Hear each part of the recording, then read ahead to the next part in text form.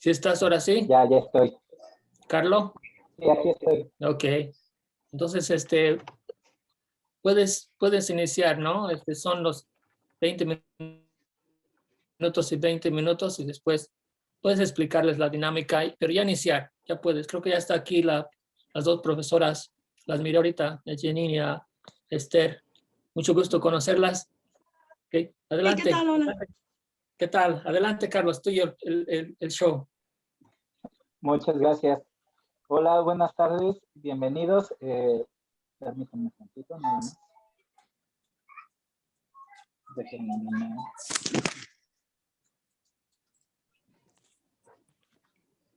Bienvenidos bueno, a la maestra Janine Lino Kuto y a María Esther Quintana Miyamoto. Gracias. La dinámica del día de hoy del Congreso Internacional de Latinoamérica. Vamos a empezar a cederles la palabra. Primero voy a presentar a la maestra Janine. Van a tener un tiempo de 20 minutos para exponer su tema.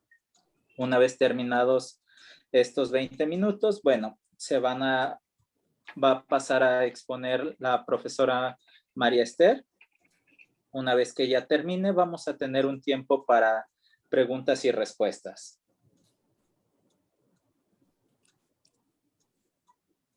Vamos a empezar dándoles la bienvenida y la semblanza que le hicieron llegar a la profesora, con la cual, pues bueno, es su presentación inicial. Una vez terminando esa parte, ustedes ya van a poder proceder a explayarse con su tema. Las preguntas se van a hacer mediante el chat y nosotros vamos a leerlas una vez terminado. Carlos, ¿puedes leer la primera semblanza si quieres para que inicie la profesora? Claro que sí. Comienzo. Janine Kuto has taught for more than 20 years. She attended the University of Brazil and received a master's degree in literature of English expression from the Federal University of Minas Gerais in 2001. She holds a philosophy doctor from the University of North Carolina at Chapel Hill. She is qualified to teach English, Portuguese, Luso-Brazilian, and Spanish language, literature and culture. Her language and literatures of interest are Portuguese, Spanish, and English expressions. Her research project was to compare literatures written by women writers in 20th century. Brazil, Spanish-speaking Latin America, and the Caribbean world. More recently, she has started teaching world film and has been doing research on this topic. She is passionate about helping students research their goals. Ella es la maestra Janine Lino Kuto, quien nos va a presentar el tema de Issues in Latin America Literatures, y es Juliana Antunes Barrons and André Novais de Oliveras, Long Way Home, Women Must Not Fear Change. Ella representa a la Universidad Winston-Salem State University.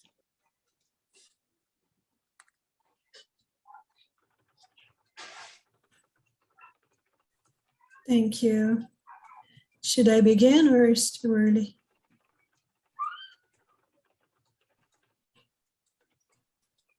Can you hear me? Yes. Okay. Should I begin or are we still waiting? Begin, please. Okay. So I think I'm going to show some visuals first, and then I'll read my paper. So first of all, thank you very much for this opportunity. I am going to present in English because my first language is Portuguese, and second, Portuguese is my best language, but I don't think many people would understand me. And my second is English, and my third is Spanish. So I can understand if you ask me or say something to me in Spanish, but I'm not going to dare speaking it today. So thank you very much for the opportunity. I want to thank Dr. Ramirez has been always so pleasant and so welcoming, and also have been having a great time just listening to the other presentations. Everything's so organized. The only bad thing is that I'm not in Mexico. I'm in North Carolina. I wish I were in Mexico right now. The Universidad Internacional. I see the video and it's really amazing. I sure want to visit one day. So my research is about film because, like it was explained in my presentation, I have been teaching world film for the past 4 or 5 years now. And that's a task that was given to me. I didn't ask for it, but I really loved it. So I embraced it, and I've been doing more research about film. And then just recently I was thinking, where else could I go? Because I've been doing different research about different places, because I teach world film, not only Latin American film. So I decided to go back to my origins, to my home country, my home state, my hometown. And then I found some terrific films, more recent, because I've been in the US since 2001, you know, but home for me is still Brazil, is still Belo Horizonte, specifically it's in the mountains. And what I found is there's some great films being made, but about the people who are, you know, really left at the margins of society. And the favelas, which are, people translate as slums. I don't like the word slum because it has a very negative connotation, and there is so much positivity in the favelas. Just dear communities. I like to say communities more, or even the word favela, which has origins, but I don't have time to explain everything about the favela, so I'm going to leave it to other day. But I wanted to show you some images from the films. So I decided to focus on 2 films, and I wanted to give this woman's eye, the perspective of a woman director. And the other one is not a woman's director, but the main character is a woman. And, you know, he was very sensitive to this topic too. So I wanted to focus specifically on Black women living around the place where I was born in Belo Horizonte, but in these outskirts of the city. So the city itself has more than 2 million, almost 3 million people now. And if you count the neighboring areas, so the film is about these neighboring areas, the outskirts of Belo Horizonte, there are probably about 5 million people. So a lot of people, and it's just growing. You know, the city was really only built a little over 100 years ago for about 200,000 people. And now it's just, you know, really millions and growing. So of course there are many problems, but not only their problems, and I think it's society's problem, capitalism problems. There are, you know, just portrayed in these films, and they're part of a reality. So these films are realistic, kind of neo-realistic tendency. There are different names to this new movement, but the favela itself has been portrayed in films for many years. The first one we have in Brazil, first one we have records of was from 1935, and we don't have access to the film anymore. It was considered lost in 1950. So at least, you know, more than 80 years of favelas being portrayed in the films. But usually it's the eye of the man, you know, of the male-dominated society, which Brazil still is, and most of the world still is.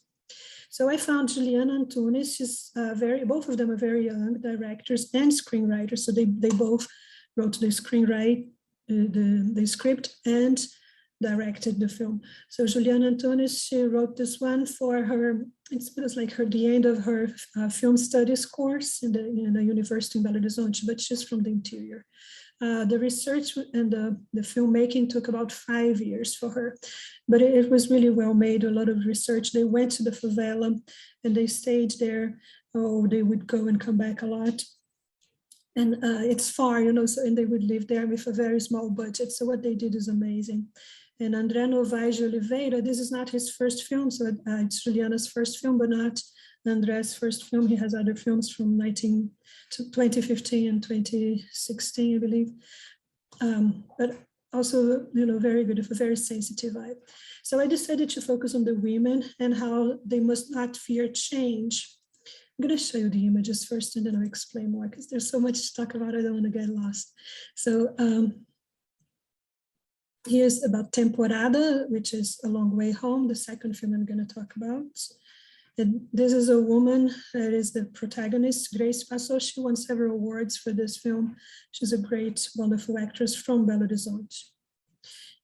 This is her when she moved to the area. It's called Contagem, a neighboring city, smaller city than Belo Horizonte. Contagem grew a lot in the 20th century because of industries. They have factories and that creates a lot of jobs, but she's not working in a factory. She moves there because she's working for the city, you know, and her job is really to go from house to house, and his job to, he's a new friend, and asking to see the backyard, to see if there are places with dengue, which is the mosquito that has been plaguing Brazil for many years now, ever since I was living there in the 90s at least. I know there is dengue very present there, and sometimes it's worse, especially in the summer months. So their job is to go from house to house, making sure they don't have sources like still water, clean still water, which is that are perfect for the mosquito to survive. So she goes right now here, just wanted to pay attention to her and how she's going to change. So at first when she moves here, you know, she's holding her purse, she's kind of feeling uncomfortable. She's talking about the husband she doesn't know anything about right now because she moved first waiting for him to come after, but he never shows up. Here, it's a scene that she's just, a lot of these scenes, the characters are just reflecting, you know, thinking about life, thinking about the situation they're in. It's not always sad, though. I want to make sure that I show you that it's very positive at times too, and they have good friendships and good, you know, good times really in their lives, even though they are poor. So this one, você chega em casa, faz café, se senta à TV e não tem ninguém para conversar.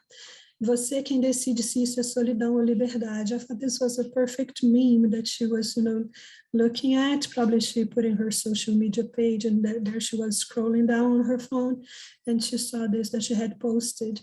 Good morning, my friend. You arrive at home, make some coffee, sit down in front of the TV, and you don't have nobody to talk to. So you are the one who decides if this is loneliness or freedom. So is she lonely or is she free? Here's another scene. So I wanted to show you the scene where she's doing her job. She has to go up here. She doesn't like that she has to go up. At first, she has to go up very small and dangerous ladder to get there to the top of the house. This is very common in Brazil. People make their own houses. You know, they really construct their own houses a lot of times because they can't hire an engineer or anybody else, you know, people to do it. So sometimes they have help, but sometimes they really build the houses on their own. But then she goes up there finally with his help. She didn't want to go because she feels dizzy and she could even faint. But she goes, and also she doesn't have that disease anymore, it seems, after she's so enthusiastic about getting this job and doing things. She has a lot of inner strength.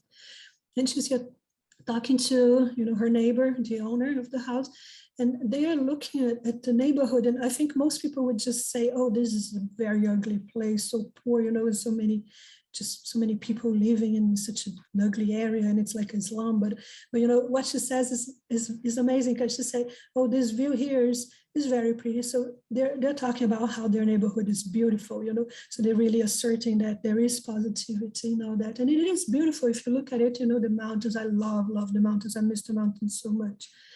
And the view is beautiful. It just has, you know, to be better taken care of. And here, sorry about the cursive language, but they're not talking about the neighborhood. They're talking about the fact that the government expelled them from where they were before years ago. So the neighbor was talking about how recently, in the past 10 years, the neighborhood had grown so much. So that's why they're saying this is bad, you know, that they were forced to move there, but then they built this place, a new home. The scene also has so much, like there's another person passing by in the street, and it's a family member who says, hi. So it's like they're really building a community there. So you can see a lot of positivity. This is a new friend, Heitor, and they're also talking about, they're sitting down by a small lake. It's really a pond of dirt, you know, people throw garbage at times, but they really discuss that in comparison to Pampulha, which is another neighborhood I'm familiar with. I've been there several times. It's a big lake, but it's in a very fancy neighborhood, so opposing to this neighborhood here. But they say, why go there? You know, this is fine. There they have bad smell anyway. You know? So they're talking about, you know, how their place, even though it's a small pond, that they can sit down there and have a nice conversation about life and, you know, ideas and still have a good time. And here you can see that she's changed from that picture I showed you before. She has straight hair, you know, even though she's an Afro woman, she was just taught to, always straighten her hair and try to, become as I guess, as white as possible to please others. But there's a point when, she with a little convincing, she decides to cut her hair, and she changes a lot with the haircut too. So it's a real turning point for her. And then that's why I put here, changes are wonderful for Juliana. And she was talking about all the changes in her life to her new friend, Heitor. And Heitor introduces her to a new man too. So at this point, she's not even worried about her ex-husband anymore. It was sad, but it was a chapter she turned. And when he calls her, she doesn't even answer the ex-husband, because she's happy with the new boyfriend and her new life. So here you see, this is almost at the end of the film, and she goes enjoy a day with her friends. So even though they don't make much money, they have that job that's difficult, but they really built a friendship, a bond, and there's so much goodness going on. So they go and enjoy a day in the waterfall, and she talks to friends, which is really amazing, because she was used to not talking for even a long time. She very much kept to herself all the time. This is one of the final images. I'm trying not to give any spoilers, but I think it's unavoidable. But anyway, she's really happy at the end, and they turn on the car, which wasn't turning on at first, and then she's able to just drive away, and she looks so happy, so accomplished, and I think that's great. And then I checked, I also was interested in the names of the characters. Her name is Juliana. So I checked, investigated a little bit what the meaning of her name is, and it means woman of strong roots. So I'm like, oh, this is amazing. It's a perfect name for her. And she's happily driving. So I was trying to find positivity, And the same thing for the other film. The neighborhood is even poorer, because it's really, really inside the favela all the time. So the other one was, you still see houses and, people lock up their belongings, and it's more separate. Here it's like everything is really open. They just build themselves their homes in a place that they really just took, for them. But that's very risky also. It's a very dangerous situation. They can be, kicked out at any time here, like the other people had been kicked out by the government. If a company goes and buys the land, you're just going to tear it out. Gentrification is very real. So here is a picture of Juliana's house. Sorry, this one, I made a mistake. Yeah, it's Andrea. Andrea is the other character in the other movie. This is Baronesa. And this is Andrea right here. This is Leidiane. And this is the friend Negão. So mostly it's about women, but there is this friend Negão who is present. And this one, Baronesa, is more a documentary, but it's also fiction. It's documentary / a medium fiction film, and that's the one that she got. The student, at the time she was only in her 20s, and she got a grant. It wasn't very big, but they were able to spread out the small budget they had and make this amazing film. And it's available. I'll show you where it's available if anybody wants to check it out. This one is in True Story, which you have to subscribe, but it's inexpensive, you pay. Before it was open on YouTube, so the first time I watched it, I saw it for free. And then the second time, I'm like, oh my gosh, I can find the movie. I have to find it because I need to watch it again and take notes and all that. But then I found it here on True Story. So I'm glad that maybe she's making a little bit money, with our subscription. And then the other one is right now it's on Amazon, The Long Way Home, and the title in Portuguese is Temporada. So let me go back to the pictures and then I'll tell you other things. But here you go. This is Leidiane again. Leidiane also has a meaning. Her name is in the mixing of, strong goddess, divindade, and flowers. And she's a really beautiful woman. She has been through a lot. Also, she's very young. She has children. This is one of the children. She has a lot of boys that she takes care of. And her husband is in jail at the moment. So for another presentation, I'd love to talk about the prison system as well, and how it also targets, Black men. And here's one of them. And he's also involved in a war that's happening in the favela right now. So always, worried that something is going to happen to him, but he's a good friend, and he talks to them and talks about love. And they do have a little flirtation, but it was before even this is happening. Right now they're just friends. Here it's the house of Andrea. So this is Andrea and this is Leidiane, the best friends, and they're inside the house that she built with the help of Negão. And they're here just writing notes, and she's trying, her dream is to to save enough money to buy a house in the other neighborhood, which is called Baronesa, the title of the movie, which means Baroness.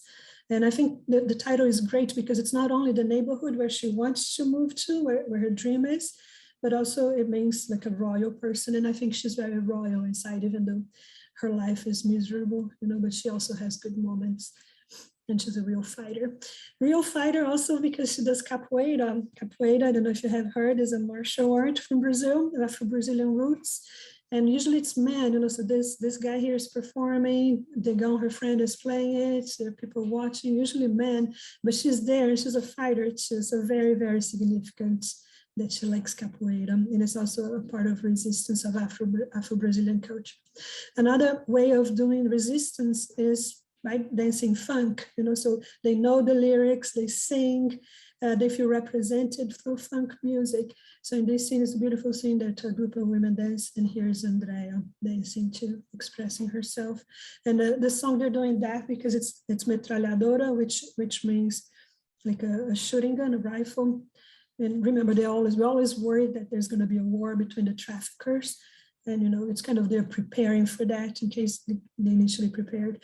It does happen, you know, so the war is not the highlight of the film. Like if you have seen the film City of God, Cidade de Deus, which was a 2002 film about favelas, very famous, one of the most famous Brazilian movies ever. They had guns all the time. They showed kids holding guns and this and that, really at war. But here we just hear about it. So we hear the shots when they begin and they run, and then we see that they're putting up black strips like that, you know, in honor of the ones who died. Here's when she goes and looks at the neighborhood where she wants to move to, and she already has a lot. She invaded the lot, and she's dreaming of going to a safer place. And here's her saving money, doing her math. There is a scene that he uses drugs, so we see that she does sell drugs, you know, it's part of their reality. I know it's not a good thing, but we kind of we have a tendency to be on their side, you know, because we know what they're going through. Here, this scene is also very important. I think every scene is so important, you really can analyze a lot. She's spending time with a female cat, and she really sees herself in the cat like as a woman, you know, so there's a lot of talk about sex, masturbation even. They were very uneasy about it first, but then they make it fun and they talk, and the director talks about it in some interviews, how hard it was to have that scene, but it did. Here's when she's very focused and there's a close-up. I love close-ups because they really bring you so close to the character, you know, and it's like, you know what the person is going through, you know what's going on in their minds and how much struggle it was to get to this place. So close-ups are amazing. It's a great technique that we have in film. And her name means extreme femininity, powerful. So again, I was flabbergasted to see that her name also means a powerful woman. And here she's working, she didn't have any help, so she's building it herself. And then finally, you know, she's building it up by herself, putting the bricks up, and then she takes a break to have a smoke and a beer, you know, so it's coming together. All right, so I know I'm not going to have time to present the whole paper. I'll just start and probably tell you a couple of paragraphs and then the conclusion, because there's so much. But I wanted to start with a quote by Vladimir Lenin, because I was studying that for another group, and then I thought it really had to do with this. The quote is, "Democracy for an insignificant minority, democracy for the rich, that is the democracy of capitalist society." If we look more closely into the machinery of capitalist democracy, we see everywhere in the petty, supposedly petty, bourgeoisie, details of the suffrage, residential qualifications, exclusion of women. So that's what we see here in the technique of the representative institutions and the actual obstacles to the right of assembly. Public buildings are not for paupers, so they don't really have the right to go in a public building because they don't have the right clothes or, you know, the right attitude. In the purely capitalist organization of the daily press, etc., we see restriction after restriction upon democracy. So, oops. In this film, so first I'm talking about Baronesa. I'm interested in watching women change and embrace change as means of empowerment. Because sometimes, you know, I remember even when I was growing up, some people would say, oh, you were changed, or I saw somebody telling another woman, you changed, and you know, that's not good because they wanted them to stay passive and quiet, but they were changing, and that's not bad, you know, that's actually good. So in Baronesa, one visible way women express empowerment is through dance. Funk dancing is a very sensual manner. So the first scene is that, she is a woman dancing, and there's a camera showing her hips at first. And she dances very well. She does what we say, the quadradinho, like Anitta. If you like Anitta, for instance, she's a famous Brazilian funk singer nowadays, and she comes here to the US a lot. And she's the one that brought the favela to, the people, and she's selling a lot and, making a lot of people rich. It's a song about how people in the communities dance, everyone from adults to children. The camera then goes up to the woman's face, and that's how the viewer is introduced to the face of one of the protagonists, to Andrea. One possible interpretation is that the woman expresses herself through movement in a sensual way, but as if she's dancing for her own pleasure only.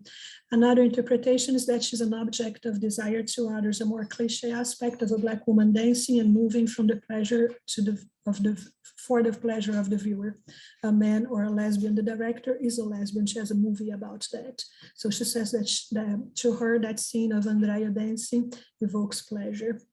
And there's another funk dance scene that I showed you when they were dancing together.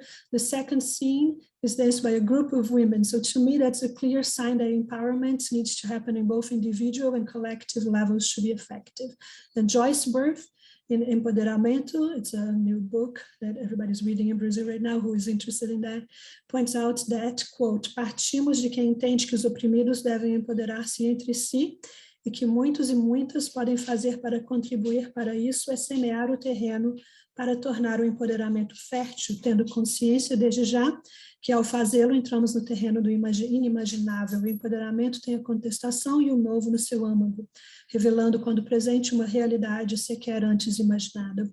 É sem dúvidas uma verdadeira ponte para o futuro. So the fact that women are dancing together there is really representative that they can do a lot by getting together, even though society is not really doing much for them. So these Black women are getting together and going somewhere.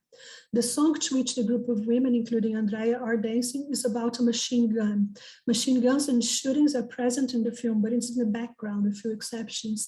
The director successfully incorporates them in the mise-en-scene in a way that builds up tension, since it's a reality of many or most communities. Personal change is not very welcome. I'm going to skip to the second movie. I'm sorry, I didn't have much time to talk about this movie, but I wanted to say a few words about Temporada. So the running time is 1 hour, 52 minutes. It's much longer than Baronesa. And like Andrea in Baronesa, in Temporada, there is a woman who is moving as well from one place to the other. Juliana is a married woman abandoned by her husband, something that the viewer at first does not know, who has just embraced a new chapter in her life in a much larger city. This time it's in Contagem, also part of the Grande BH, in the landlocked state of Minas Gerais, Brazil. Even though she's married, her relationship has changed since she had a miscarriage after a car accident, and she's now by herself, possibly waiting to be reunited with her husband when he's supposedly ready to move to. The reunion never happens for various reasons, mainly because when Carlos, the ex-husband, finally calls her back with an explanation, Juliana is changed and does not fear where life has taken her, and she does not wish to hear his excuses, much less take him back. Like Andrea and Lady in Baronesa, she is strong and brave. So it won several awards, including Brasilia, which is the biggest festival in Brazil. Temporada itself is a word that evokes change, just like the seasons. The actress herself describes the character she played in an interview to promote the film. Ela é como várias mulheres que estão sempre lidando com as mágoas deste cotidiano, mas que não podem deixar que isso as afete totalmente, porque precisam continuar vivendo. So they need to keep living, they don't have time to cry, and even to cry for their husbands who are in jail or whatever it's going on.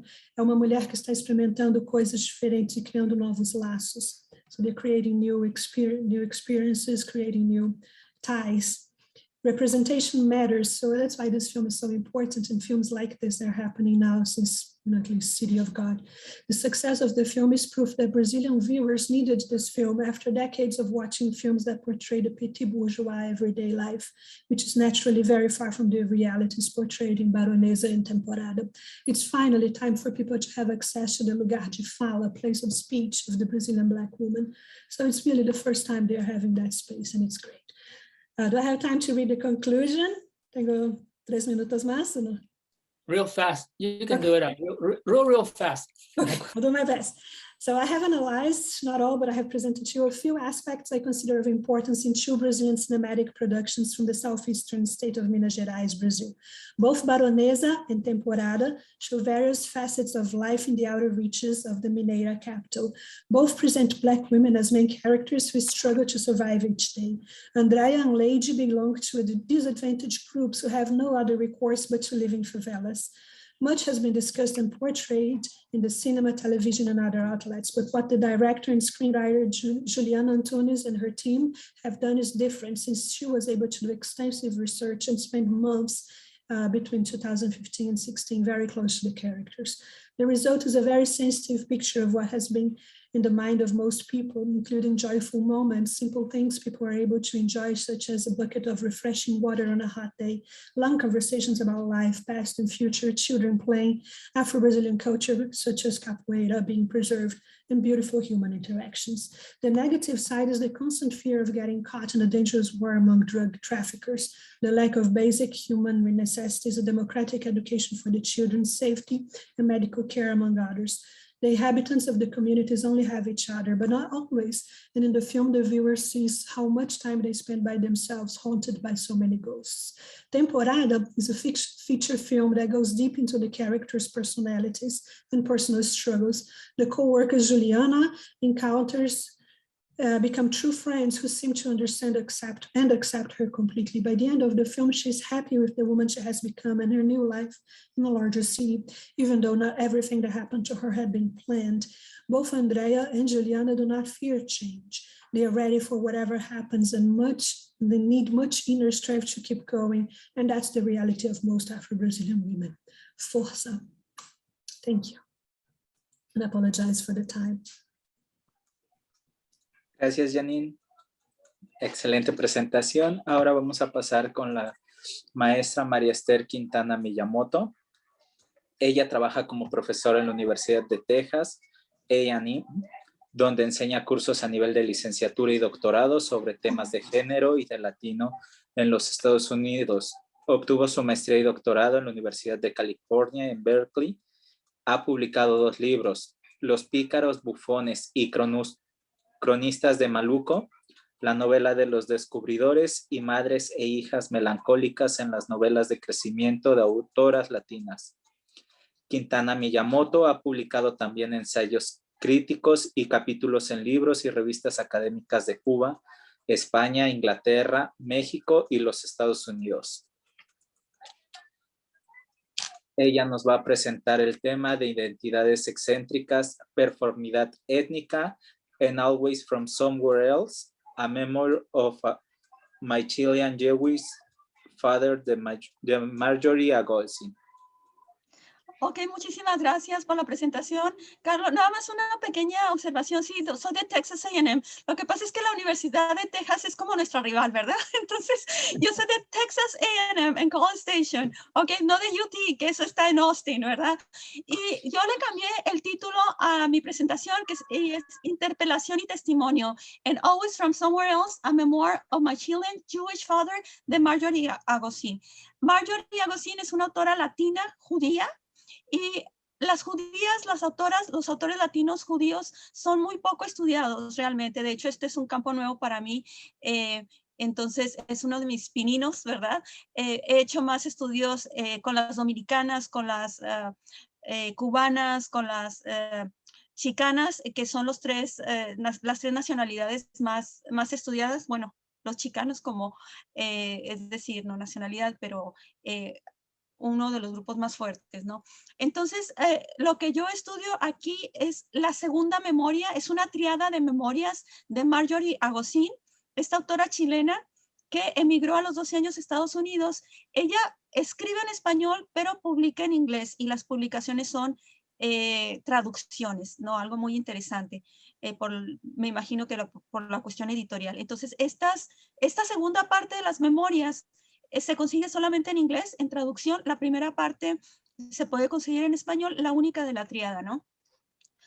yo voy a aproximarme a este texto, a estas memorias, desde un punto de vista más bien filosófico. No hago un análisis literario per se, ni tanto me interesa la anécdota, es decir, lo que cuenta en sí, sino más bien el acto de escribir como un acto de subversión a la discriminación que ha sufrido ella y su padre, ¿verdad? Porque este libro es sobre su padre en Chile. Entonces, empiezo con un concepto filosófico de Kelly Oliver en el que habla de la subjetividad y cómo los sujetos oprimidos pueden, a través de interpelar al otro, de interpelar al poder, pueden trascender esa marginación, esa opresión sobre todo, ¿verdad? Entonces paso, disculpas, voy a leer el texto, ¿verdad? Okay. En su libro, bueno, lo paso para acá. Bien. En su libro Witnessing Beyond Recognition, la filósofa norteamericana Kelly Oliver se refiere a la anécdota de una sobreviviente del Holocausto, según la cual en 1944 los judíos del campamento de Auschwitz hicieron explotar 4 hornos crematorios con el fin de rebelarse por las arbitrariedades de los alemanes. Oliver se refiere a 2 distintas reacciones suscitadas por la anécdota anterior. Por un lado, los historiadores descalificaron el relato de la sobreviviente, ya que en los documentos históricos se mencionaba solamente un horno y no 4, como ella decía. Por otro lado, los psicoanalistas validaron el testimonio de la mujer al intuir que la historia iba más allá de los hechos empíricos, ya que revelaba que para la mujer judía, la explosión demostraba la resistencia de los judíos en Auschwitz. Oliver agrega que en contraste con los historiadores que invalidaron el relato porque no confirmaba su conocimiento previo de los hechos, los psicoanalistas se mostraron abiertos a la posibilidad de oír algo nuevo, algo que fuera más allá de los hechos empíricos del Holocausto y que apuntara hacia lo no dicho o incluso lo no visto, es decir, el hecho imaginario de que 4 y no solamente un horno habían explotado. Oliver llama al acto de la mujer sobreviviente bearing witness, que yo traduzco como testimoniar, concepto que implica interpelar al otro para contarle un evento, en algunos casos traumáticos, como en el caso de la mujer judía, con la expectativa de que el otro esté abierto para escuchar el testimonio. Oliver articula entonces la noción, como digo, de testimoniar, lo que yo traduzco como testimoniar, como modelo de subjetividad en el cual las 2 partes que interactúan en el proceso se reconocen el uno al otro como sujetos, es decir, con la responsabilidad de interpelarse y responderse mutuamente. Oliver explica la resistencia de los historiadores frente al testimonio de la sobreviviente como un rechazo de la mujer como sujeto de conocimiento. Es decir, ellos no quieren conocer nada que se salga de lo que ya realmente conocen o que amenace su conocimiento previo del Holocausto. Al mismo tiempo, la filósofa conecta dicha actitud de no reconocimiento de la agencia de la sobreviviente, o sea, de la agencia de ella como sujeto, ¿verdad?, de conocimiento. Ella conecta esa invalidación de los historiadores con la teoría hegeliana, según la cual la subjetividad o la autoconciencia se alcanza mediante el reconocimiento por parte del otro y del dominio del otro. Es decir, que uno para tener autoconocimiento tiene que ser reconocido por el otro, ¿sí? Pero que al mismo tiempo tiene que dominar al otro, porque hay una lucha de conciencias, ¿verdad? Entonces uno va a salir dominando y el otro va a salir dominado, ¿verdad? Este modelo propone un escenario utópico en el que al final del proceso de subjetividad habrá un reconocimiento mutuo en el que una de las partes se convertirá en el sujeto de la diada, en el señor, como decía Hegel, y el otro en el siervo, o lo que se ha traducido más comúnmente como la dinámica del amo y del esclavo. Puesto que este modelo ha prevalecido en situaciones de colonialismo y de dominio, Oliver propone el concepto de testimoniar para reemplazar las teorías de la subjetividad basadas en el reconocimiento. La filósofa explica que aún en los casos en que el modelo hegeliano ha sido aplicado con buenas intenciones, abogando por grupos minoritarios como las mujeres negras o el movimiento LGBT, que claro, buscan ser reconocidos, ¿verdad? Porque han sido invisibilizados. dice que a pesar de los logros, sigue la misma lógica de reconocimiento impuesto por el poder hegemónico, incluso las mismas reglas, porque ¿cuáles son las reglas de, por ejemplo, el reconocimiento de género? Bueno, que tiene que ser heterosexual la persona, o de reconocimiento racial, pues que no sea indígena, por ejemplo, ¿verdad? Según el poder hegemónico. Entonces, para Oliver, seguir el mismo concepto de reconocimiento para la subjetividad es cerrado porque consolida el poder en lugar de retarlo, ¿no? O de cuestionarlo. Entonces, por eso ella pide que los oprimidos busquen otros conceptos, y ella propone este de testimoniar, porque según ella, este concepto de testimoniar implica el interpelar al poder que ha oprimido, ¿verdad?, a los seres marginados, es decir, cuestionarlo, interpelarlo, ¿verdad? Y por eso es mejor para ella que el de reconocimiento, que no implica igualdad en el reconocimiento, ¿verdad? Entonces, si de parte de los oprimidos el concepto de testimoniar contempla la posibilidad de interpelar y responder al sistema que los ha oprimido, por otro lado, también aquellos que han ocupado el papel de sujetos, de opresores, tienen la responsabilidad ética de escuchar con una mente abierta a los que han sido convertidos en otros. La idea anterior revela el enfoque de Oliver en la subjetividad como constituida a través de una interpelación y una respuesta que va más allá del reconocimiento hegeliano, porque implica una responsabilidad ética frente al otro. En otras palabras, para Oliver, todo proceso de subjetividad implica el interpelar al otro, lo que ella dice como address ability, la habilidad de interpelar, ¿verdad? Y hay un juego de palabras, address ability, y de responderle, o lo que ella llama responsibility, con otro juego de palabras, response-ability, la responsabilidad, la habilidad de responder. Al mismo tiempo que la obligación ética del otro es escucharlo y responderle también en términos de igualdad.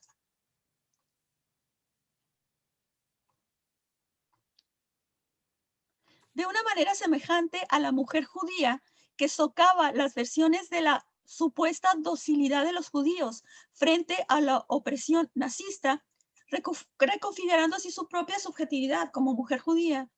And Always from Somewhere Else, a memoir of my Chilean Jewish father del año 2000, Marjorie Agosin cuenta la historia de resistencia de su padre, Moisés Agosin, frente a la discriminación sistemática que sufrió en Chile por ser judío. El libro recrea las dificultades de la familia paterna de Agosin, cuyo abuelo era sastre y la abuela era fabricante de puros enodeses. Estoy hablando de la parte paterna. Agosin viene de judíos ashkenaz, o sea, judíos europeos. Los del lado paterno emigraron de Rusia y los del lado materno emigraron de Alemania. Los del lado paterno emigraron durante los pogromos a principios del siglo XX. Los pogromos eran persecuciones armadas contra los judíos en la Rusia zarista. Emigran a principios del 20, se vienen a Valparaíso con un hermano, ¿verdad? Después de emigrar a Estambul y luego a Francia, que es donde nace precisamente Moisés Agosin, en Marsella, en Francia. Emigran después a Quillota, un pequeño pueblo al sur de Chile, donde son la única familia judía. El padre de Moisés Agosin es muy altruista, entonces es respetado, pero nunca dejan de perder ese velo de otredad, ¿verdad? Y Agosin se va a estudiar medicina a Santiago de Chile, y ahí es muy perseguido, ¿no? Él cuenta a Marjorie cómo tiene que cargar un cuchillo para defenderse de los ataques que sufre, ¿no? Por ser judío, y un par de amigos muy musculosos lo van y lo ayudan, ¿no? Pero él sufre mucha discriminación en Chile. Finalmente se van a Estados Unidos en 1968 con la intención de regresar, pero en eso ocurre el golpe de Estado de Pinochet contra el régimen de Salvador Allende, ¿verdad? Entonces ya deciden quedarse permanentemente en los Estados Unidos. En Always from Somewhere Else, Marjorie interpreta el antisemitismo chileno, respondiendo al mismo tiempo a la opresión que sufrieron ella y su familia al ser excluidos del imaginario nacional debido a su ascendencia étnica y religiosa. Marjorie contrarresta la deshumanización de los judíos en Chile, a los que dice que no solo se les acusa de ser asesinos de Cristo, sino que se les describe como perros en las canciones infantiles. Ella cuenta cómo había una canción que cantaban en su escuela inglesa que decía: ¿quién se comió el pan del horno? Fueron los perros judíos. Y ella de niña se preguntaba, qué raro que los perros fueran judíos, ¿verdad? Pero luego se da cuenta que es una metonimia, ¿no? Y que los judíos, los perros son los judíos, ella y su familia y todos los demás judíos, ¿no?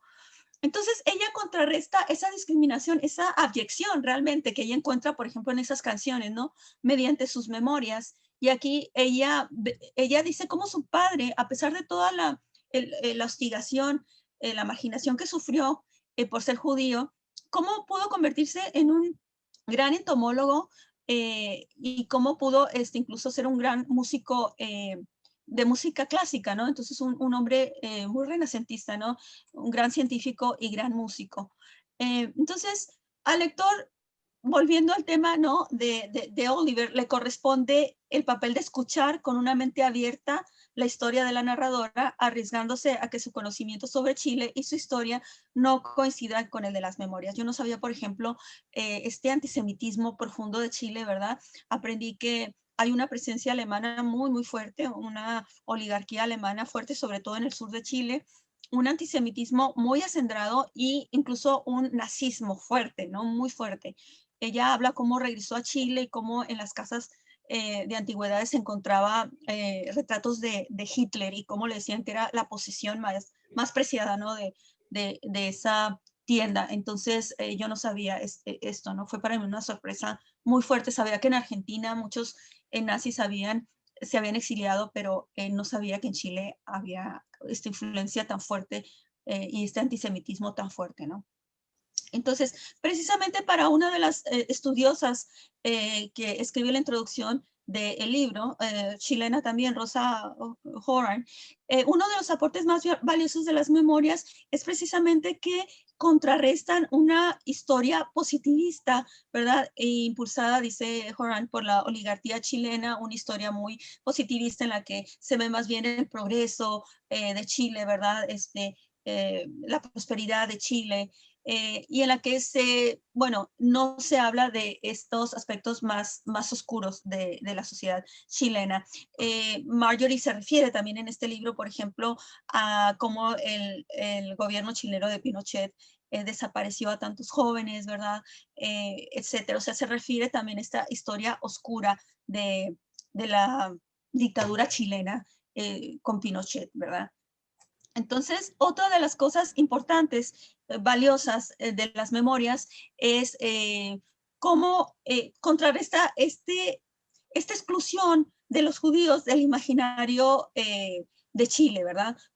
Y según Horan, entonces la oligarquía católica chilena tiene mucho que ver en quiénes entran en este imaginario y quiénes están excluidos, ¿verdad? Entonces, dentro de este marco, dice Horan, los europeos arios ocupan el primer lugar, mientras que los judíos, seguidos por los indígenas, se encuentran en el último escaño de la pirámide social. Ella también defiende mucho a los indígenas, habla mucho de sus nanas, cómo eran maravillosas con la familia, ¿verdad?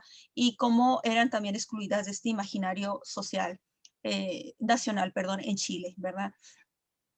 Por tanto, para Marjorie, a pesar de que su padre creció en Chile y que para él Chile era su país, ¿verdad? Para él no había ninguna duda de eso. Sus amigos, supuestos amigos académicos, le decían, ay, ¿cuándo vas a regresar a Israel? ¿No? Y se refiere a la llamada Guerra de los 6 días entre Israel y Egipto, cuando los amigos de su padre le decían que bueno, tenían toda la solidaridad con ellos, que lo sentían mucho y que estaban de su parte, ¿no? Entonces, ella habla de cómo esa identidad étnica, porque en realidad era más étnica que religiosa, su padre no era un hombre religioso, cómo los afectó en ese sentido, ¿no? De ser excluidos de ese imaginario nacional. Entonces, Horan dice que respecto a quienes entran en este mito, ella habla de un mito de los orígenes europeos de los chilenos. ¿verdad? Un poco parecido en México, que todo el mundo dice, sí, tengo ascendencia indígena, pero mis abuelos eran franceses, pero mis abuelos eran de España, ¿no? Entonces habla de un mito europeo, pero dice que este mito se limita a la Europa occidental, ¿verdad? Entonces, dice Jorán que hay una perfidiosa alianza en Chile entre el catolicismo, el nacionalismo y el antisemitismo. Igual que dice ella que en Inglaterra, en Alemania y en los Estados Unidos, dice antes y después del Holocausto, o sea que sigue perviviendo ese antisemitismo y ese mito de los orígenes chilenos europeos, ¿verdad? Entonces, la exclusión de los judíos del imaginario nacional tiene que ver, según Jorán, con la producción de un discurso identitario, nacional homogéneo, que da prioridad a la herencia europea, mientras que niega el mestizaje en cuanto a su componente indígena y se manifiesta en el racismo y discriminación chilenas. Como digo, ella habla de sus nanas, sobre todo la nana Carmencha, que era una indígena, ¿verdad? Que está con la familia por años, es la nana de la madre de Marjorie y de Frida, la madre, y después de ella misma. Entonces la describe con un cariño entrañable y describe ese racismo, ¿verdad? Hacia su nana y a las otras, al otro personal doméstico que tenían en su casa, ¿verdad? O sea, Marjorie venía de una familia, digamos, acomodada, ¿verdad? Pero de todas maneras, no por eso dejó de sentir la discriminación, ¿verdad? De su familia por ser judíos. Muy bien. Entonces, algo que ella ataca es esos estereotipos, digamos, de los judíos que se dan en Chile, ¿verdad? Como si fuera uno y nada más. Entonces, en esa narración que hace su padre, esa descripción, un hombre realmente extraordinario, Moisés Agosín, porque fue un hombre muy, muy educado, ¿verdad? Y él además trató de mejorar el sistema científico en Chile, un sistema muy retrasado, porque habla de Marjorie como el gobierno daba prioridad, por ejemplo, a remodelar iglesias, ¿verdad? A reconstruir iglesias en lugar de reconstruir hospitales, por ejemplo. Entonces la ciencia estaba muy descuidada por el gobierno, entonces el padre trató de hacer intercambios, se fue de hecho a Washington para hacer estudios en Washington, D.C., regresó, trató de hacer alianzas, ¿verdad?, con distintas universidades en Estados Unidos, en Israel también, para tratar de mejorar la ciencia, ¿verdad?, en Chile. De hecho lo logró, ¿verdad? Tuvo muchos discípulos, ¿verdad? Pero no fue reconocido, según Marjorie, de la manera que él hubiera querido ser reconocido, porque siempre se le vio como el otro, ¿verdad? Como lo ajeno, ¿verdad? Como extranjero. Entonces eso realmente la lastima mucho a ella. Vemos así como un trauma que ella trata de superar escribiendo sobre su padre, ¿verdad? Entonces ella habla de cómo estos estereotipos en Chile del judío los despojan de esa individualidad, ¿verdad? Entonces, no solo los judíos, también los indígenas son estereotipados. Entonces, para contrarrestar este pensamiento reduccionista, Marjorie muestra a su padre como un judío extraordinario, que va más allá de observar una fe judía ortodoxa, confirmando la suya propia de acuerdo a sus creencias racionales y científicas. Agustín presenta a Moisés Agustín como un individuo cuya ética se basa en su amor a la ciencia y a la música, lo cual le ha permitido confrontar las teorías nazistas que reducen al ser humano a estereotipos impersonales que burlan todo rasgo de individualidad. Déjenme ver cómo voy. Creo que, a ver si me puedo...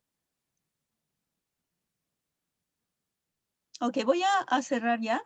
Agostín incluye a otros grupos oprimidos en Chile para trascender un enfoque exclusivista de clase, al mismo tiempo que va más allá de las fronteras o identidades nacionales derivadas de la percepción de otros como otros, a través del recuento de las historias del exilio de su familia. Y habla de su exclusión también y de su discriminación muy fuerte en Estados Unidos, ¿no? Habla cómo los judíos, los mismos judíos en Estados Unidos, los llamaban sefarditas, a pesar de que ellos no eran sefarditas, su familia no había venido de España, pero dice ella como en Estados Unidos no es impensable que un judío tenga raíces europeas, nos veían como sefarditas, ¿no? Como pobres y sefarditas, a pesar de que ellos no eran ni pobres ni sefarditas, ¿no? Y habla de cómo sus padres eran discriminados por el acento, a pesar de ser muy europeos, digamos, físicamente, ella es muy rubia también, eran discriminados. Ella fue muy fuertemente discriminada en la escuela secundaria y en la preparatoria, ¿no? Por ser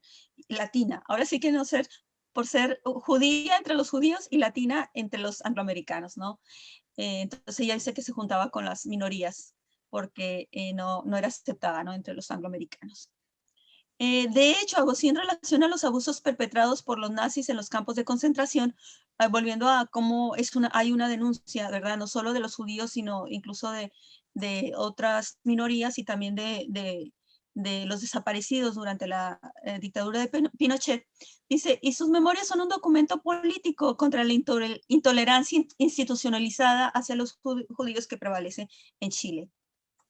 Agustín no solo recupera la historia de su padre y su historia, sino las historias silenciadas de los judíos en Chile, al mismo tiempo que sus memorias constituyen un sitio de memoria de las desapariciones de chilenos perpetradas durante el régimen de Augusto Pinochet. Esto de sitio de memoria lo uso en mi libro de Madres e Hijas Melancólicas, y lo que propongo es que estas novelas son sitios de memoria o sitios de duelo, ¿verdad? Entonces, estas memorias son un poco un sitio de duelo para todos esos cuerpos desaparecidos, ¿verdad? Para todas estas atrocidades en Chile, ¿verdad?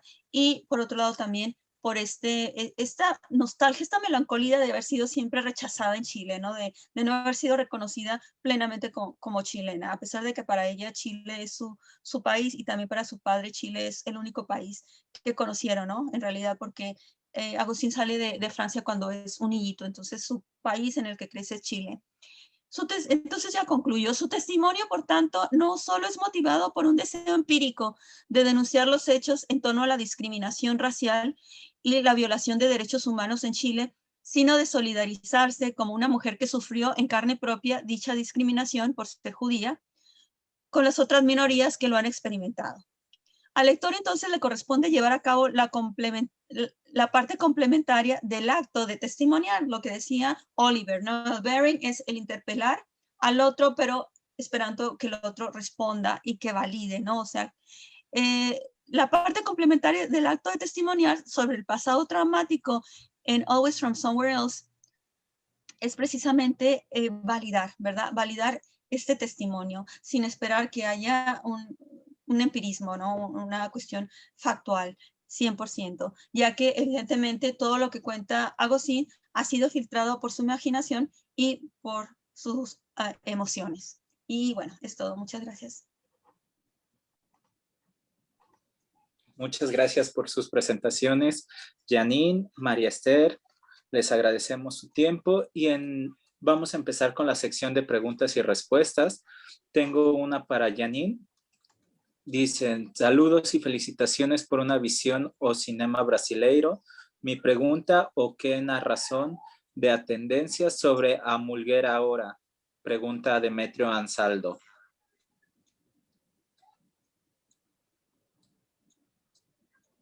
Okay. Let me just make sure I understand the question. Thank you very much for the question. Yeah, I was very happy to be able to study a little bit of Brazilian cinema because I know there's a lot of difficulties. Still, there is some hope, there are some funds available. Usually they go to male directors, but, slowly things are changing. Narração de a tendência sobre a mulher agora. I hope I understand the question. So the tendency about women now, I think it's still the same, they're still trying, if it's about Black women, they're still trying to get their space. But one good thing, for instance, in the case of Belo Horizonte, for instance, I got this little collection here. It's called Femininos Plurais. This is a collection, all of them, actually several. I was able to get my brother in the middle so he could bring this to me when he came to Brazil last, before the pandemic. But they're still new, like 2017 or so, a collection all written by Black women, and then when they finish writing, all these are, pesquisadoras, women who are doing great job, and they go to these communities and they are able sometimes to elect people, representatives from the communities. They are now in Brasilia, you know, so I think they're slowly gaining more space and people talk more about these issues such as empoderamento, like I talked in my presentation. There's also this one, Lugar de Fala, by Djamila Ribeiro. She's a sociologist, place of speech, and she talks about everybody's place of speech, but including the one that we want to hear more now, I think, and it's finally time for Black women to have that space. So I think for the question, if the question is about the situation of women in Brazil right now, I'm sorry if I'm not understanding, but I think that's what I understood about the question. So for white women, it's different, you know, and of course there's still not equal, not even for white women in Brazil, or the ones who consider themselves white, but it's much better. Like they have been able for at least 50 years or more to have jobs. They're like high position, have good money, you know, live in those luxury condos, you know, and raising their kids, coming to the US or wherever they want to go, whenever they can, having houses in Barra Beach in Rio and other nice places, you know, but of course there are thousands, like you saw in those pictures in the favelas, you know. Right now, the numbers are more than 20% of people are living in favelas. It's closer to 25% actually. So it's 1 in every 4 Brazilians is living in a community like that. And there's little or no help from the government with it. So they really have to come together and, you know, do something. And a lot of times they want to leave the favela, but remember, it's not always the goal. Sometimes they want to live there for other reasons like resistance, you know, and sometimes they have been in those places for generations. You know, since the slavery times, some favelas derive from those places of resistance where they created those runaway communities. So that space is important to them. They have the religion, the candomblé, the traditions, a lot of things in the culture, you know, that come from the dance. There's another dance that's called joga, I believe. That's also a way that they have, you know, preserved, and they can be happy there. And that's what they want. They want to be respected, even if they live in a favela.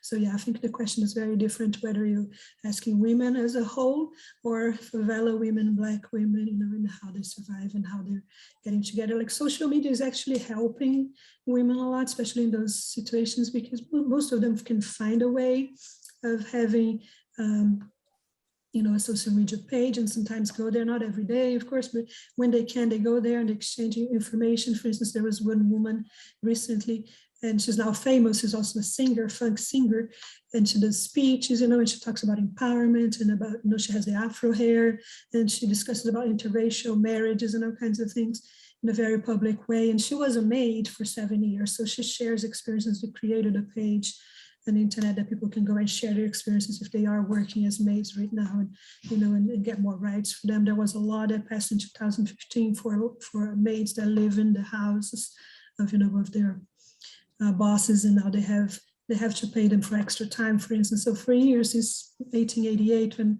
the slavery in Brazil was abolished, they have been pretty much worked under slave-like conditions. But now with this law that's only passed in 2015, you know, that has changed. So fewer women are working, living in the homes all the time, having to work 24 hours on the clock. So that's changing, you know. So a few changes, a few good things are happening. Still much work needs to be done. Thank you. Muchas gracias. Tenemos otra pregunta. Esta va para María Esther Quintana. ¿Cómo se entiende el hecho de que la mujer, cuando tiene la oportunidad, escriba no de ella o de la madre, sino del padre, como es el caso de Agosin? ¿Y cómo se han tomado los cambios en Israel o en la comunidad al salir películas como Ortodoxa y las noticias de la población negra judía, por ejemplo? Ok, la primera pregunta, gracias. Sí, ella, la tercera parte de sus memorias, estaba buscándolas, ¿sabes? Es sobre ella. La verdad es que sí, tienes razón que las mujeres escriben mucho a partir de la madre. Hay una teoría, ¿verdad?, que psicoanalítica, que las mujeres nos definimos a partir de la madre. Pero ella sí tiene la tercera parte es sobre ella. Es decir, la primera es sobre la madre, la segunda sobre el padre y la tercera sobre ella misma. Entonces, sí escribe sobre ella. Es decir, no es solo la escritura del padre, ¿no? Sino también madre, padre, y siempre está ella presente, o sea, siempre está la presencia de Agustín. En el primer libro ella dice, hablo por mi madre, pero que se entienda, ¿no? Entonces, bueno, ahí creo que respondo a la pregunta. La siguiente pregunta ortodoxa, no sé, la verdad no he hecho ninguna investigación. Me encantó esa película. Está viendo muchas producciones en ese tipo, ¿verdad? De gente ortodoxa que sale de comunidades ortodoxas y que se va a la vida no ortodoxa, digamos, ¿no? Que se trata de incorporar a la sociedad dominante, digamos. No he hecho ningún estudio sobre mujeres negras, por ejemplo, ortodoxas, perdón, judías, ni tampoco las reacciones en Israel. Yo no sé realmente cuál sea digo, la comunidad ortodoxa judía, de todas maneras, cualquier rebelión o cualquier, por ejemplo, la comunidad ortodoxa judía en Israel siente que ellos son los únicos judíos, o sea, los que no son ortodoxos no son judíos. Entonces, imagínate, no va a tener obviamente una reacción. Estoy hablando de los judíos ortodoxos, o sea, los que no sean ortodoxos me parece que les va a gustar, les va a parecer normal, porque los judíos que no son ortodoxos son bastante, hasta donde esté, liberales, ¿no? Entonces, no creo que les vaya a molestar, hasta donde sé. Pero sí, obviamente la sociedad ortodoxa es... Ahora, esa película está basada sobre una comunidad en Nueva York, ¿verdad? En Nueva York, o sea, no en Israel, sino en Nueva York. Entonces, yo creo que no les va a gustar, o sea, esa comunidad ortodoxa de Nueva York, porque son unas comunidades muy discretas, no les gusta que se conozca nada que pase internamente, ¿verdad? Entonces, de hecho, el COVID, uno de los problemas graves, por ejemplo, y se me escapa ahora el nombre de la comunidad ortodoxa neoyorquina, fue eso, que son muy enclaustradas, ¿verdad? O sea, no tienen casi contacto con la comunidad dominante. Entonces, el problema del COVID para ellos fue grave por eso, porque no hubo mucho contacto, ¿no? Para protegerlos pero sí, yo creo que hasta donde sé, en Israel no creo que les moleste mucho, sinceramente, o sea, los que no son ortodoxos. Eso es mi intuición, yo creo, ¿no? Una pregunta rápido, Carlos, antes de cerrar y darle las gracias por estas dos presentaciones excelentes, a ambas. Me gustaría platicar más con las dos, pero tenemos muy poco tiempo. Más que hacer un comentario sobre el tema que estabas discutiendo, Esther, ¿no? También quisiera hablar también con Janine de Brasil, porque sí me interesa mucho lo que presentaste, ¿verdad? Por ejemplo, después en otra ocasión poder discutir cuál era la recepción de esas películas en Estados Unidos, por ejemplo, ¿no? De esas películas de Brasil. Mucha gente se quedó con lo de City of God y algunas otras, ¿verdad? Pero lo que tú estás hablando es algo mucho más interesante, pero no tenemos tiempo. Nomás un comentario que te quería hacer. Y para ti el otro comentario, quizás más que pregunta también, Esther, es que es interesante la situación en Estados Unidos de los judíos, ¿no? Porque de alguna manera ese Agustín dice que aquí se siente minoritaria, discriminada, pero la comunidad judía en Estados Unidos tiene un poder tremendo. Sí, pero no ellos, no los latinos. Es lo que ella dice, nosotros somos los sefarditas, a nosotros nos discriminan. Ajá. Pero el lado claro, los judíos Ashkenaz, ¿no? Dice, claro, pero a nosotros nos ven como marginales, como incluso sí, como porque somos hispanos, nos ven como sefarditas, aunque mi familia no es sefardita, dice ella, pero ya nos impusieron ese estereotipo, ¿no? Otro estereotipo, nos ven como sefarditas, ¿no? Entonces no los quisieron, o sea, ellos se sintieron tan excluidos que dejaron de ir a las reuniones de los judíos angloamericanos porque les hacían el feo, o sea, realmente los marginaban, ¿no? Y para ella fue un choque muy fuerte eso, porque ella buscaba refugiarse, quería refugiarse con los judíos acá porque pues tampoco cabía en la comunidad angloamericana, ¿no? Entonces fue un choque fuerte para ella en ese sentido. Entonces fue como para los chicanos, que sienten ese doble rechazo de los gringos y de los mexicanos. Sí, efectivamente, y ahí se ve la interseccionalidad, ¿no? Ella como hispana y como judía tiene esa doble marca de marginalidad, que, bueno, es interesante porque ella viene de buena familia, o sea, familia pues más o menos acomodada. Sin embargo, no pudo, digamos, disfrutar de los privilegios como lo hubiera disfrutado un católico, ¿verdad? Y ella era transculturada, o sea, su nana era indígena, entonces católica, y ella participaba de lo católico y todo, Sí, pero sí. no era reconocida como católica. Entonces, no gozó de los privilegios de su clase por ser judía. Entonces, ella resiente eso, obviamente, ¿no? Pero también es muy solidaria, o sea, ella es muy solidaria con los indígenas, ¿verdad? Pero claro, se ve la clase, o sea, ella tampoco lo oculta, o sea, se ve la clase, ella pues era de una clase acomodada. Bueno, y brevemente, Janine, brevemente, en un minuto o dos, si puedes, no quiero dejarte con las palabras, yo sé que, ¿cuál es la recepción? ¿Ves tú una recepción del cine brasileiro aquí en Estados Unidos, que es el mercado, ¿no? Tremendo del mundo?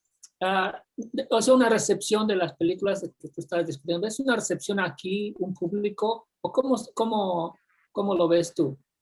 I think there is a curiosity, you know, and in the university, like I told you, I've been teaching film studies for the past 4 or 5 years, and these are the classes that always fill up.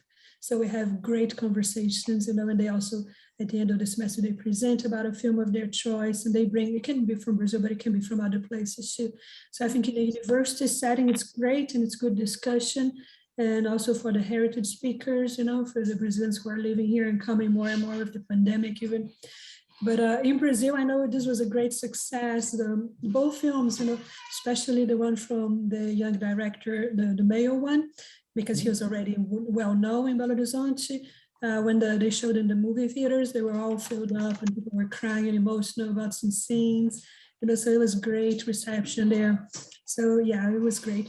And here, I think we need to have more room for that. You know, like City of God had great success, but I think it was also because of the violence and because of the kids playing with guns and, you know, getting in wars really. So it's different. We want to have more space, and I think it deserves more space. You know, but there's several projects lined up and lots of great young people, great filmmakers, and they're good at writing the scripts too, which I love because you don't always see, you know, directors that also write their own plots, their own stories. Well, I hope so. But I hope both of you come to Cuernavaca next year and continue these conversations with us. We love to. Thank you so Sure, that would be great. Sería maravilloso ir a Cuernavaca, por Bueno, el año supuesto. próximo, como decimos, Ojalá, sí, claro que como sí. no quiero no creo que es algo, imitar a los judíos el año próximo en Cuernavaca. Como decían Claro los que judíos, sí. next year. Muchas gracias. Pero puede cerrar, Carlos, ahora sí. Muchas gracias, Álvaro. Agradezco la participación de Janine Lino Couture y María Esther Quintana Miyamoto por estas exposiciones en este 7º Congreso Internacional de Latinoamérica. Y les agradezco a todos los presentes sus preguntas, sus respuestas. Nos encantaría seguir teniendo esta plática, esta charla con todos ustedes, pero lamentablemente se nos termina el tiempo y hay que seguir con las siguientes exposiciones. Thank you very much, Carla. Gracias, muchas gracias. Saludos. Disfruten Cuernavaca, disfruten el clima de Cuernavaca. ¿Cómo no? Que estén bien. Carlos, gracias. Yo me quedo aquí.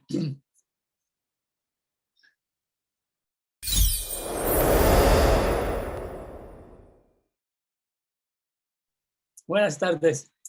Perdón, la musiquita ya me tiene. Yo soy Álvaro Ramírez. Hola. Un gusto conocerlas a las dos, a Reina y a Buenas ti, tardes. Celia. Sí, mucho gusto. Espero que les pueda decir así Reina y Celia. Por supuesto. Claro que sí. Como ya saben, nuestra buena amiga Lupita no va a estar con nosotros. Así que vamos a tener más tiempo disponible de lo necesario, ¿verdad? Así que no tienen que leer a prisa, pueden tomar su tiempo, hacer comentarios.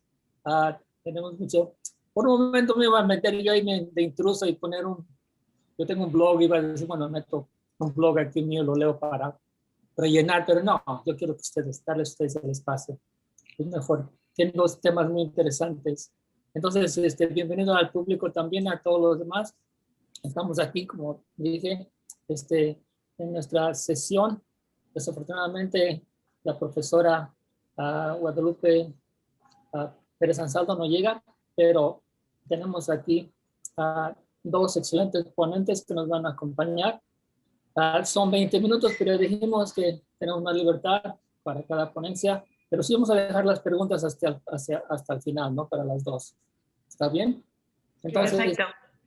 Entonces, la primera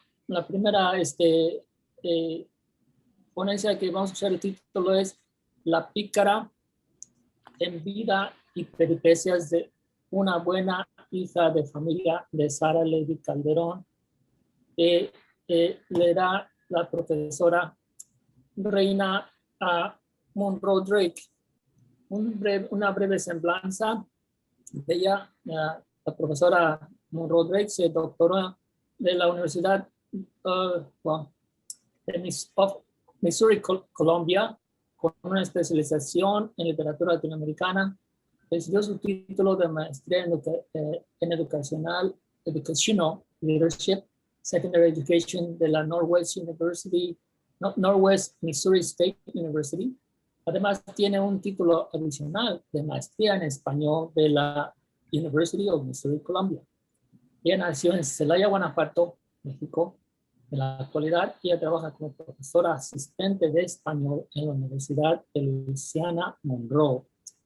Bienvenida, Reina. Tienes el micrófono. Muchas gracias, buenas tardes. Bueno, pues vamos a comenzar. Primero que nada, me da mucho gusto conocerte. Te estuve viendo en los mensajes, pero no tenía idea. Ya cuando le pones cara a los mensajes, wow, súper. Entonces, mucho gusto en conocerte y gracias por la oportunidad que me das de estar aquí con ustedes el día de hoy. Bueno, voy a compartir con ustedes. Voy a leer, tengo aquí mi otra computadora, entonces voy a compartir con ustedes mi ensayo. El título, La pícara en vida y peripecias de una buena hija de familia, de Sara Levy Calderón. Después de haber publicado Dos mujeres en 1990, Sara Levy Calderón no volvió a publicar ninguna otra novela sino hasta el 2015, año en que apareció Vida y peripecias de una buena hija de familia. Llama especialmente la atención de esta escritora judío-mexicana haya utilizado el subgénero de la picaresca para escribir su segunda narrativa, pero proponiendo nuevos significados de lo que constituye una pícara. Así, a diferencia de Lazarillo de Tormes, 1954, de autor anónimo, y el modelo picaresco por antonomasia, la protagonista de Levy Calderón representa a una mujer lesbiana, multicultural y transfronteriza, porque ella es judía, ucraniana, mexicana y estadounidense. Este personaje, al igual que Lázaro, narra su vida y peripecias en primera persona, pero la suya es una narración fragmentada en la que se alternan pasado y presente. Asimismo, esta es una pícara nacida en México, que pertenece a una familia muy rica, pero que no la acepta por su lesbianismo y la obliga a exiliarse con su amante a los Estados Unidos.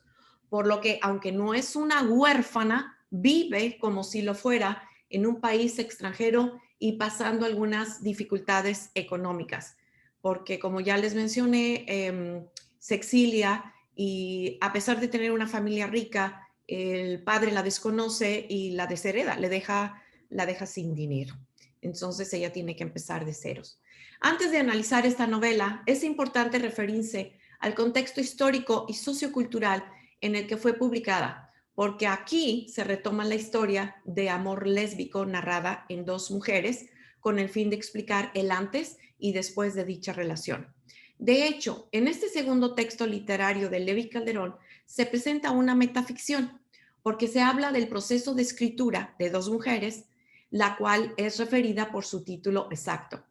Además, la última historia publicada por la escritora judía mexicana puede ser considerada como la parte suplementaria de su ópera prima, porque comienza justo donde la primera concluye, con el autoexilio de las protagonistas a San Francisco, California.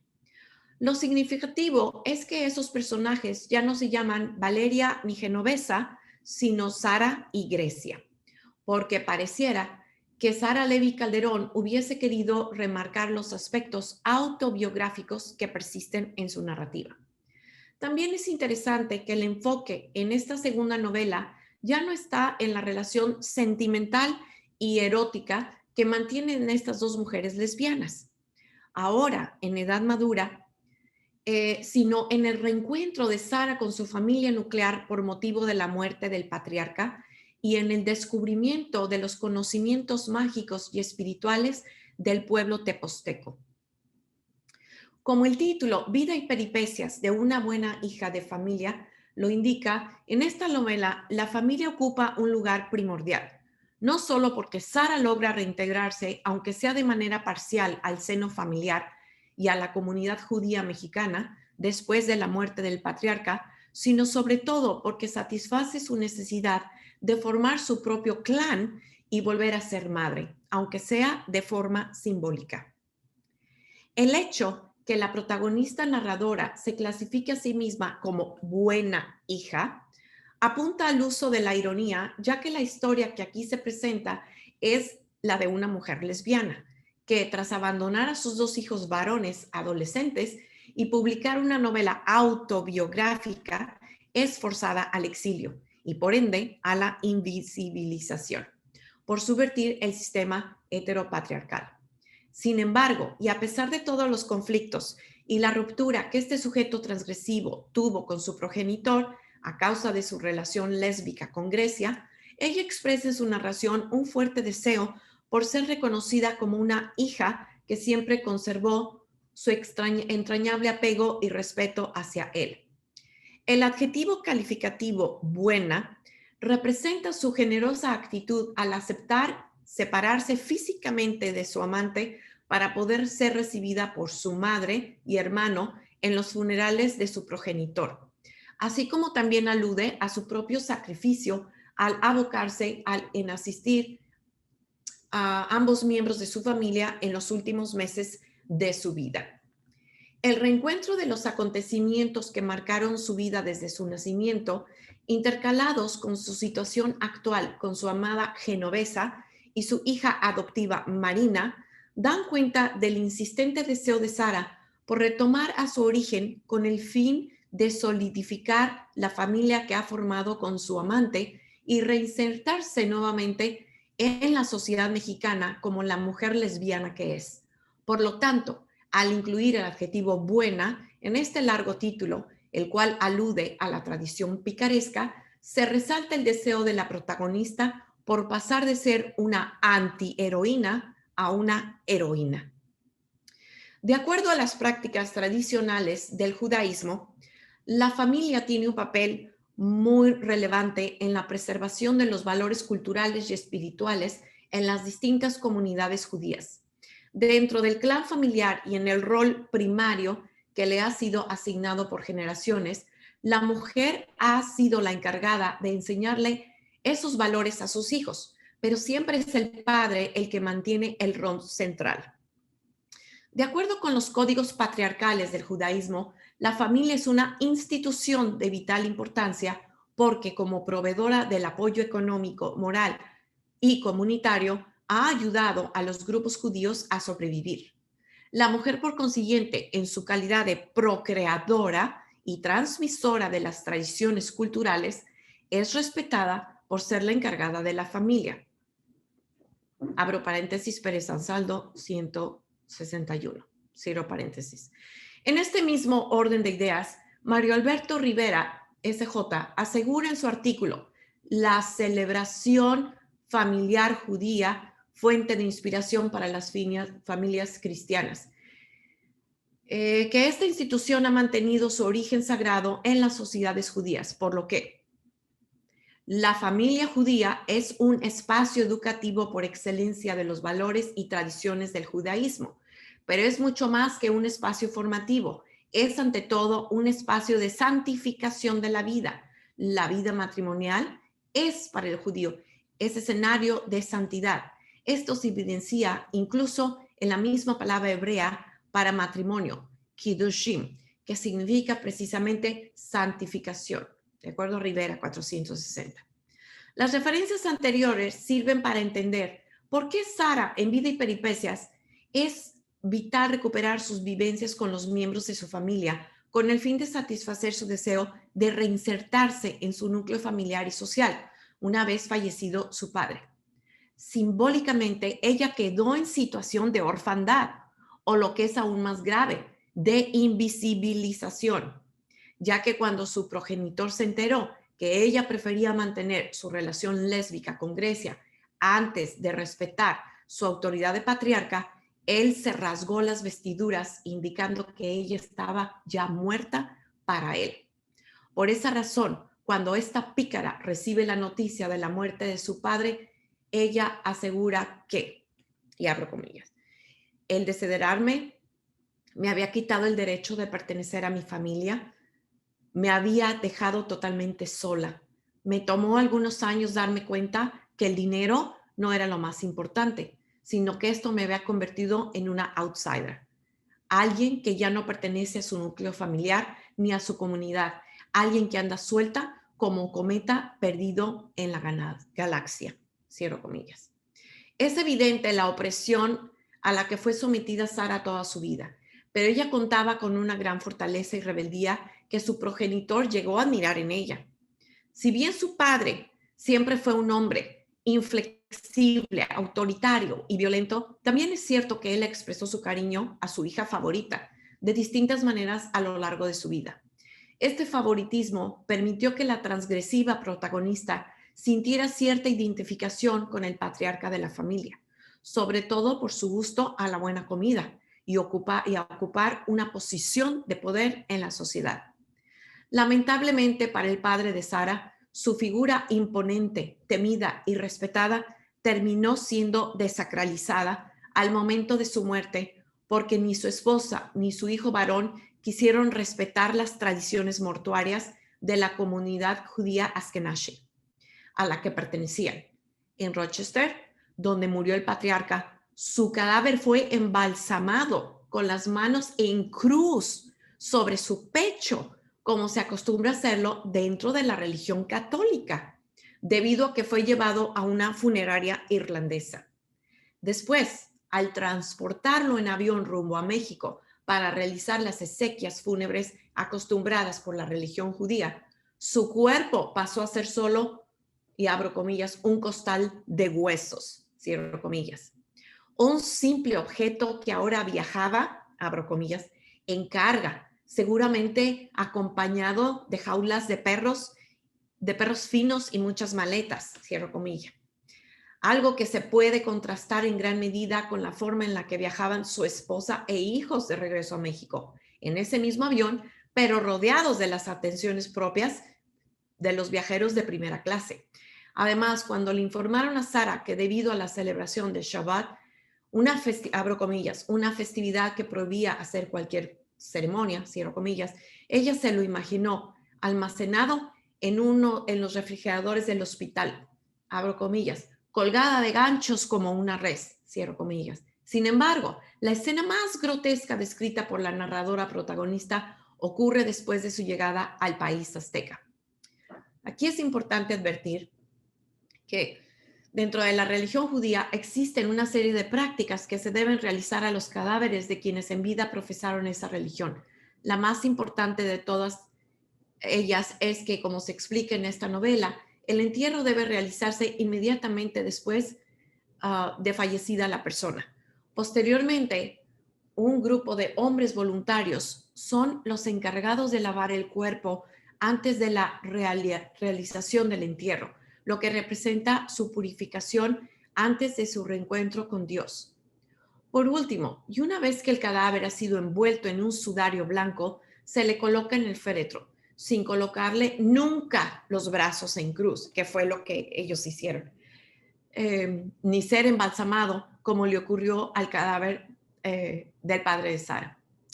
Al observar a su padre sin vida, la irreverente protagonista expresa una gama de sentimientos entremezclados que le provoca tenerlo al frente a ella en circunstancias tan trágicas.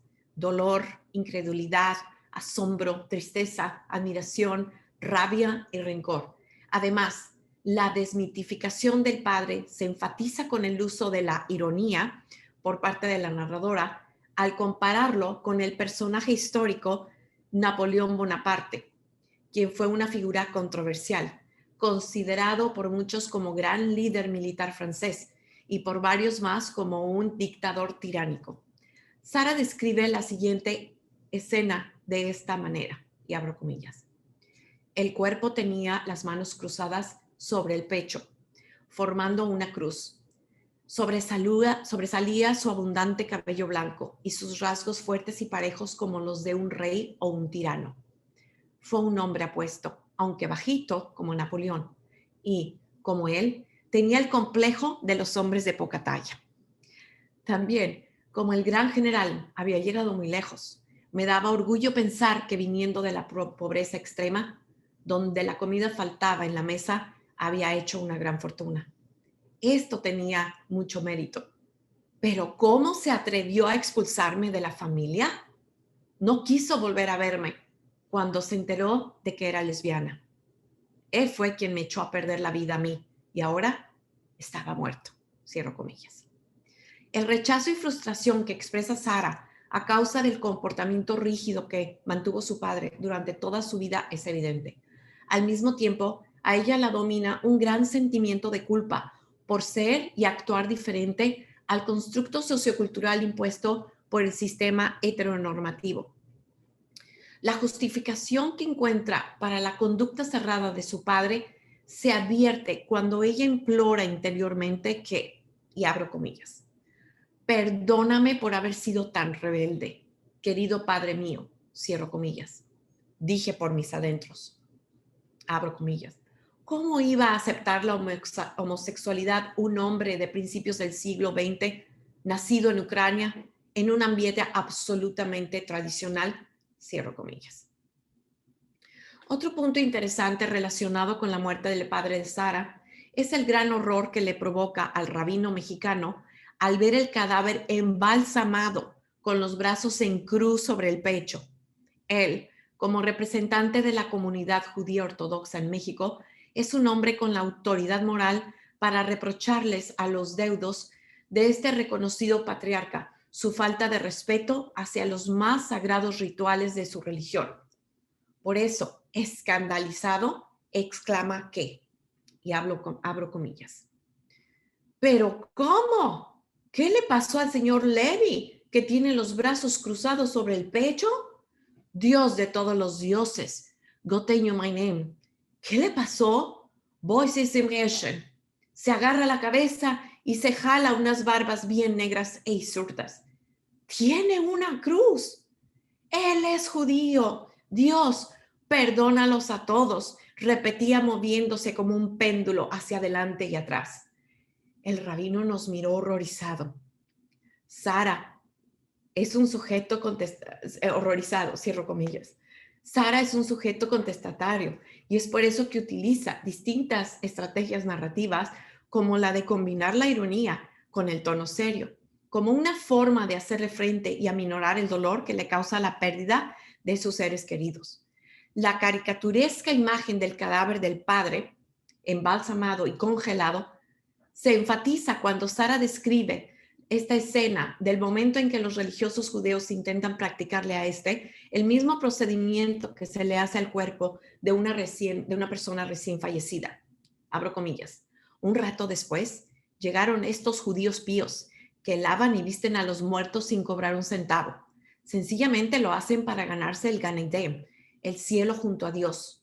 Todos ellos, incluyendo el rabino, tratando de enderezárselos. Se referían a los brazos que tenía cruzados el padre.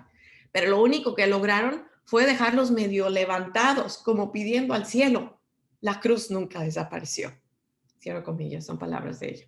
Sin embargo, el momento más lúdico de esta ceremonia de entierro tradicionalmente solemne ocurrió cuando, a pregunta expresa de Sara de cómo le harían para cerrar el féretro, abro comillas, los religiosos, mientras se secaban el sudor con pañuelos no del todo limpios, me contestaron que la caja tendría que quedarse un poco abierta y se rieron, cierro comillas.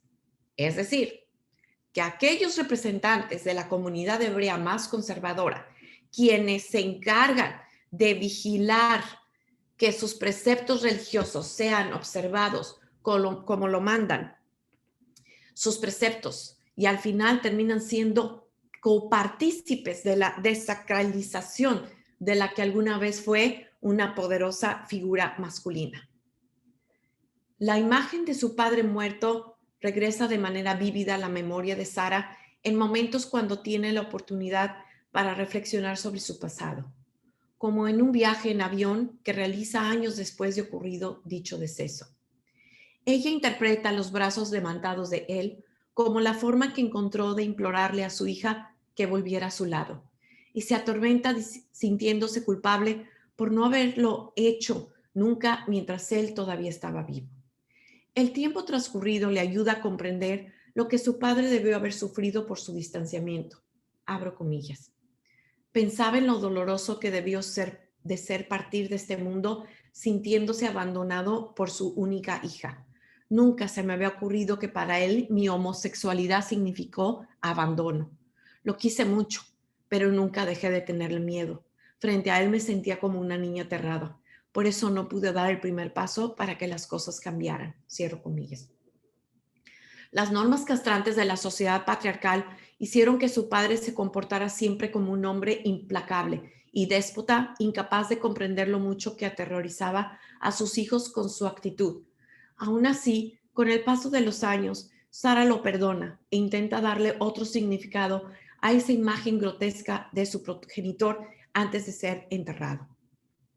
En Vida y Peripecias, Sara Ledy Calderón resignifica la noción de pícara, ya que la protagonista es una mujer judía, mexicana, lesbiana y multicultural, que al final recurre a sus amigos y a otra gente que admira para edificar los lazos de familia que la ayuden a reinsertarse en la sociedad donde ha sido excluida. Este personaje se presenta como un sujeto liminal con agencia que se apropia de la palabra escrita para narrar la versión de su vida o sus peripecias. Esta mujer feminista se identifica abiertamente como lesbiana y aunque se considera judía, su judaísmo no es religioso. Su intención es recuperar su herencia étnica y cultural judía para darle visibilidad a las comunidades hebreas que por generaciones han vivido en México. Asimismo, Sara enuncia su mexicanidad en los espacios geográficos a ambos lados de la frontera México-Estados Unidos. Para ella es importante recuperar el legado cultural de las comunidades indígenas mexicanas como las que viven en Tepoztlán.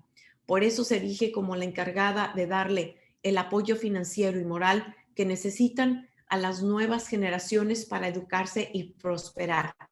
Es ahí, en ese pueblo ancestral, donde Sara encontró una gran familia. Esa a la que siempre quiso pertenecer. Muchas gracias. Muchas gracias, Reina. Seguimos con la siguiente y volvemos a las preguntas. ¿Bien?